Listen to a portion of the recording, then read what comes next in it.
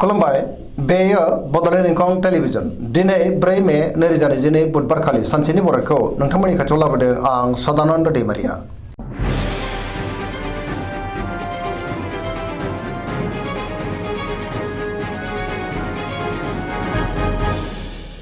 सिगां फरायनो लादों मेष राशि गिबि हांखो अ ल। दिनैनि साना मोजां आरो गाज्रिनि गेजेरजों बाबेनलांगोन। मोजां आरो गाज्रिखौ दिनै सायख'नो रोंनाय नङा। गोसोआव नेगेटिभ साननाय फैनो हागौ। गोजोननि आंखाल जानोबो हागौ। गुबुननि थाखाय नाङा फाङा जेंनायाव गोग्लैनांनोबो हागौ। सांग्रां जानाया गाहाम। गोबां खस्थ' मोननांनोबो हागौ। गोसोखौ दिनै जोबोर उसुखुथु मोनगोन। मावनो लानाय खामानिखौ मावफुंनो हागोन। देहाया मोजाङै थागोन। अब्लाबो नाथाय जानाय लोंनायाव सांग्रां जानांगोन। रांखावरियाव बारा मोजां नङा। नाङा फाङा खरसाया बांगोन। बेफार फालांगियाव बारा मोजां नङा। गोबां खहा जानांनोबो हागौ। समाजाव मान मोननो हागोन। न'खराव दिनै बिसि फिसायनि गेजेराव अनलायनाय फैगोन। बिदा फंबायजों मोजां सोमोन्दो थागोन। बिमा बिफानि अननाय आरो बोरखौ मोननो हागोन। बहाबा थाङोब्ला दिनै जोबोर मोजां आरो मोजाङैनो हान्थिनोबो हागोन। लाइमोनफोरा जोबोर आला खाला जागोन। फरायसाफ्रा फरायनायाव गोसो दुंखांगोन। धोरोमारि बिथिङावबो दिनै गोसो दुंखांगोन।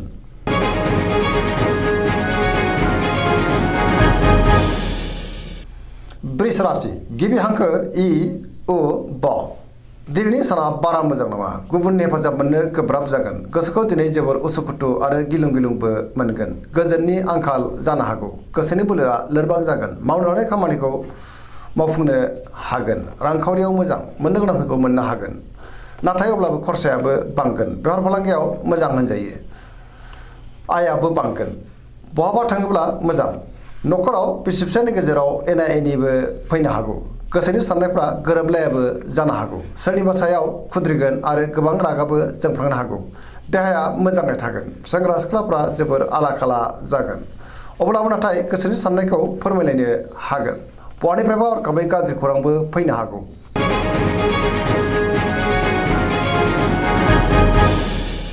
मिथुन राशि गिबि हांखो क स।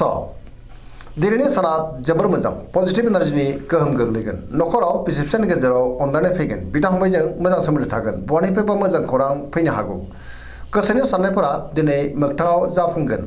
गोसोखौ जोबोर गोजोननायबो मोनगोन। जेरावबो देरहासार जागोन। सुथुरखौ गोरलैयैनो फेजेननोबो हागोन। मावनो लानाय खामानिखौ थि समावनो आरो गोरलैयैनो मावफुंनोबो हागोन। गोसोआव बोलो बांगोन। देहायाबो दिनै मोजाङैनो थागोन। अब्लाबो नाथाय जानाय लोंनायाव सांग्रां जानांगोन। रांखावरियाव दिनै जोबोर मोजां। बेफार फालांगियाव जोबोर मोजां मुलाम्फा मोनगोन। आयाबो बांगोन। न'खराव अनलायनाय फैगोन। गुबुनजों मोजां सोमोन्दो लाखिनो हागोन। समाजावबो दिनै बयजोंबो अनजागोन आरो अनसायजागोन। बहाबा थाङोब्ला दिनै जोबोर मोजां आरो मोजाङैनो हान्थिनोबो हागोन।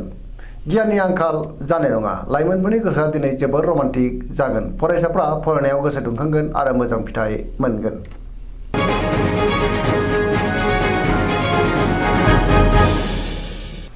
कर्कट राशि गिबि हांखो ड ह। दिनैनि साना बारा मोजां नङा। गोसोखौ दिनै जोबोर उसुखुथु मोनगोन। गुबुननि थाखाय नाङा फाङा जेंनायाव गोग्लैनांनो हागौ आरो गोबां खस्थ' मोननांनोबो हागौ। मावनो लानाय खामानिखौ मावफुंनो हागोन। रांखावरियाव मोजां। बेफार फालांगियावबो मोजां होनजायो। मोननो गोनांखौ दिनै मोननो हागोन। देहाया बारा मोजां थानाय नङा। गोबां रोखोमनि देहायारि जेंनाजों मोगा मोगि जानांनोबो हागौ। खस्थ' मोननांगोन। जानाय लोंनायाव सांग्रां जायोब्ला गाहाम। गुबुननि हेफाजाबखौ मोननो हागोन। गुबुननि गोसोखौ बोनो हागोन। न'खराव दिनै बिसि फिसायनि गेजेराव अनलायनाय फैगोन। बिदा फंबायजों मोजां सोमोन्दो थागोन। गोसोनि साननायफ्रा जाफुंगोन। समाजावबो मान मोननो हागोन आरो बयजोंबो गोरोबनो रोंगोन। फरायसाफ्रा फरायनायाव गोसो दुंखांगोन आरो मोजां फिथाइ मोननोबो हागोन।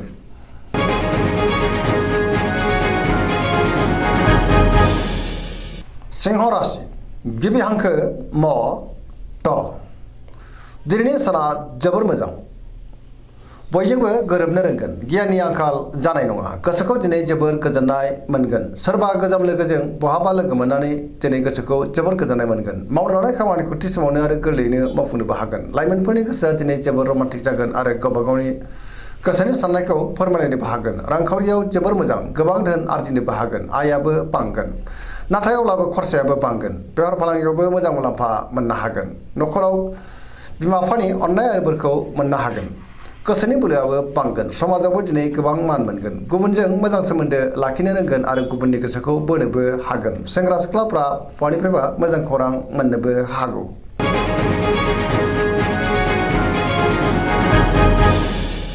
कन्या राशि गिबि हांखो प ट दिनैनि साना जोबोर मोजां जेरावबो गोसो गुदुं जागोन गोसोआव पजिटिभ साननाय फैगोन गोग्गो आरो गोथों साननो रोंगोन गियाननि आंखाल जानाय नङा गुबुननि थाखाय गोबां मोजां खामानि मावनानै होनोबो हागोन रांखावरियाव दिनै जोबोर मोजां होनजायो गोबां धोन आरजिनो हागोन बेफार फालांगियाव जोबोर मोजां मुलाम्फा मोनगोन सोरबा गोजाम लोगोजों बहाबा लोगो मोननानै दिनै जोबोर गोजोननाय मोनगोन न'खराव अननानै फैगोन फरायसाफ्रा दिनै फरायनायाव गोसो दुंखांगोन सेंग्रा सिख्लाफ्रा गावबा गावनि गोसोनि साननायखौ फोरमायलायनो हागोन आरो गोसोआ दिनै जोबोर रमान्टिकबो जागोन पजिटिभ एनार्जिनि गोहोमबो गोग्लैगोन समाजावबो बयजोंबो अनजागोन आरो अनसायजागोन देहायाबो मोजाङै थागोन गोसोनि बोलोआबो बांगोन गोसोनि साननायखौ दिनै गुबुननो फोरमायनोबो हागोन आरो जाफुंसारगोन गोजोननि आंखाल जानाय नङा गोसोआ दिनै जोबोर पजिटिभ जागोन आरो पजिटिभ एनार्जिनि गोहोमबो गोग्लैगोन गोसोनि साननायफ्रा मोगथाङाव जाफुंगोन।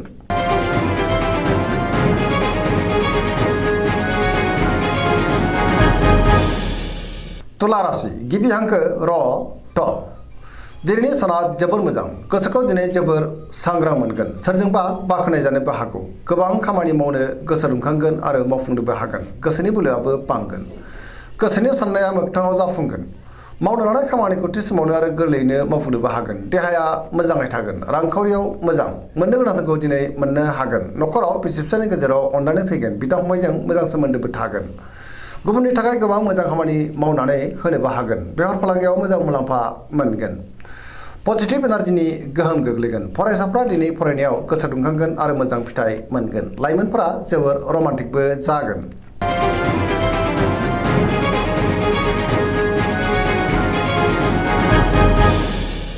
वृश्चिक राशि गिबि हांखो न स दिनैनि साना जोबोर मोजां सिगांनि बबेबा जेंनाखौ दिनै गोरलैयैनो सुस्रांनो हागोन समाजाव लोगो लेवा बांगोन आरो बयजोंबो मोजां सोमोन्दो लाखिनो रोंगोन गोसोनि बोलोआबो बांगोन लोगोफोरनि हेफाजाबखौ मोननो हागोन सोरबा लोगोजों बाख्नाय जानोबो हागौ बहानिफ्रायबा मोजां खौरां फैनोबो हागौ गोसोआव गोग्गो आरो गोथों साननाय फैगोन मावनो लानाय खामानिखौ थि समावनो आरो गोरलैयैनो मावफुंनोबो हागोन गुबुनजों मोजां सोमोन्दो लाखिनो हागोन मावनो लानाय खामानिया दिनै मोजाङैनो मावफुंजागोन आरो गुबुनजों बाख्नाय जागोन रांखावरियाव जोबोर मोजां होनजायो नाथाय अब्लाबो खरसायाबो बांगोन बेफार फालांगियाव जोबोर मोजां मुलाम्फा मोनगोन देहायाबो दिनै मोजाङै थागोन अब्लाबो नाथाय जानाय लोंनायाव सांग्रां जानांगोन गुबुननि थाखाय गोबां मोजां खामानि मावनानै होनोबो हागोन पजिटिभ एनार्जिनि गोहोमबो गोग्लैगोन लाइमोनफोरा जोबोर रमान्टिक जागोन।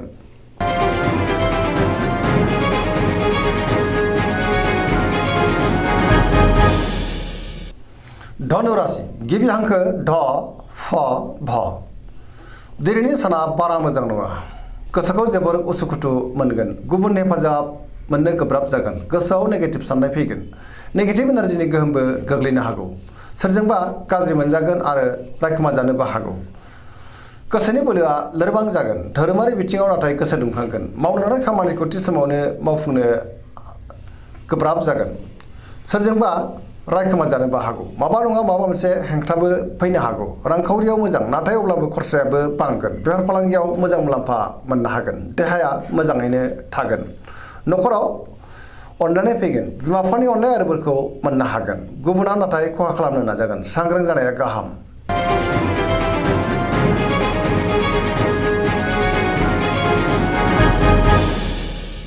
मकर राशि गिबि हांखो ख ज दिनैनि साना मोजां आरो गाज्रिनि गेजेरजों बाबेनलांगोन सोरजोंबा एना एनि फैनोबो हागौ बहानिफ्रायबा गाज्रि खौरां फैनोबो हागौ गोसोखौ दिनै जोबोर उसुखुथु मोनगोन गोग्गो गियाननि आंखाल जानोबो हागौ देहाया दिनै बारा मोजां थानाय नङा जानाय लोंनायाव सांग्रां जानांगोन गोसोनि साननाया दिनै देबर नांगोन रांखावरियाव दिनै जोबोर मोजां नाथाय अब्लाबो खरसायाबो बांगोन मोननो गोनांखौबो मोननो हागोन बेफार फालांगियावबो मोजां मुलाम्फा मोनगोन आयाबो बांगोन गुबुना नाथाय खहा खालामनो नाजागोन मावनो लानाय खामानिखौ मावफुंनो हागोन पजिटिभ एनार्जिनि गोहोमबो गोग्लैगोन लाइमोनफोरनि गोसोआ दिनै जोबोर रमान्टिक जागोन आरो गावबा गावनि गोसोनि साननायखौ फोरमायलायनोबो हागोन।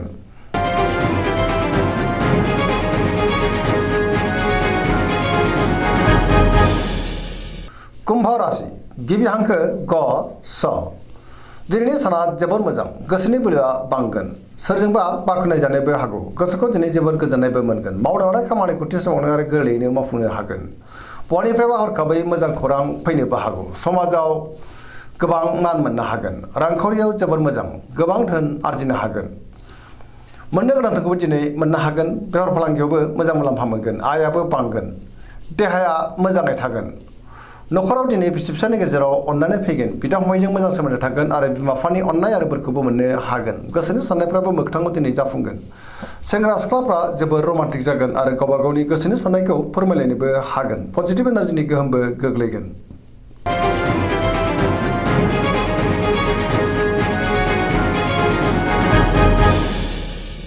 मीन राशि गिबि हांखो ड स दिनैनि साना बारा मोजां नङा गोसोआव गोजोननि आंखाल फैनो हागौ गोबां मोजां खाबुफोरा दिनै एरायलांनोबो हागौ माबा मोनसे गाज्रि खौरां फैनोबो हागौ गोसोखौ दिनै जोबोर आला-खाला मोनगोन आरो गुलाय गुजायबो मोनगोन गोसोनि बोलोआबो लोरबां जागोन देहाया मोजाङै थागोन अब्लाबो नाथाय जानाय लोंनायाव सांग्रां जानांगोन रांखावरियाव बारा मोजां नङा मोननो गोनांखौ दिनै मोननो गोब्राब जागोन बेफार फालांगियाव बारा मोजां नङा आयनिख्रुइ दिनै खरसायासो बांसिनबो जानो हागौ गोबां खहा जानांनोबो हागौ नखरावबो अननानै फैगोन गुबुननि थाखाय जेंनायाव गोग्लैनांनोबो हागौ गोसोआ दिनै जोबोर आला-खाला जागोन नेगेटिभ एनार्जिनि गोहोमबो गोग्लैनो हागौ दिनैनि राशि फरायनाया एसेनोसै जोबनायाव बेखौनो खावलायो जाहाथे नोंथांमोना सानफ्रामबो जोंनि बे बड'लेण्ड इंखं टेलिभिजनखौ नायबाय थायो आरो साबस्क्राइब खालामो लोगोसे लाइक खालामो आरो शेयार खालामो एसेनोसै गोजोन्थों।